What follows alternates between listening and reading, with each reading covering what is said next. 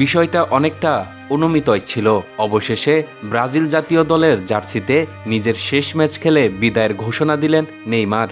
নরওয়ের কাছে 2-1 গোলে হেরে ব্রাজিলের বিশ্বকাপ অভিযান শেষ হওয়ার পরই আন্তর্জাতিক ফুটবল থেকে সরে দাঁড়ানোর সিদ্ধান্ত জানান এই তারকা। ম্যাচ শেষে সাংবাদিকদের মুখোমুখি হয়ে আবেগঘন প্রতিক্রিয়ায় নেইমার বলেন, আমি চেষ্টা করেছি। মেটলাইফ স্টেডিয়ামে শুরু হয়েছিল, এখানেই শেষ হলো, এখন সব শেষ। এর মধ্য দিয়ে ব্রাজিলের হয়ে নেইমারের দীর্ঘ অধ্যায়ের ইতি ঘটল। জাতীয় দলের হয়ে 80 গোল করে তিনি দেশটির ইতিহাসে সর্বোচ্চ গোলদাতার আসনে রয়েছেন। 2022 বিশ্বকাপে পেলের গোল সংখ্যা স্পর্শ করার পর 2026 বিশ্বকাপে নিজের 80তম গোলটি করেন তিনি। সেই ম্যাচের পরই ব্রাজিল অধ্যায়ের সমাপ্তি টানলেন এই ফরোয়ার্ড।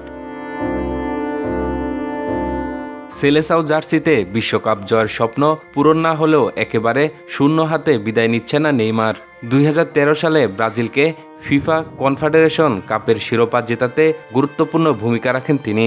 ওই আসরে সেরা খেলোয়াড়ের পুরস্কারও উঠে তার হাতেই। কোপা আমেরিকায় নেইমারের সর্বোচ্চ সাফল্য ফাইনালে ওঠা।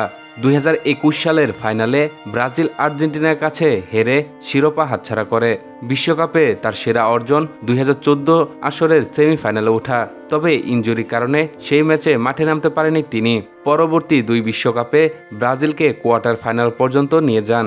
আর এবারের আসরে শেষ 16 থেকেই বিদায় নেয় 5 বারের বিশ্ব চ্যাম্পিয়নরা। সেই সঙ্গে শেষ হয় ব্রাজিলের জার্সিতে নেইমারের বর্ণাঢ্য আন্তর্জাতিক ক্যারিয়ারও।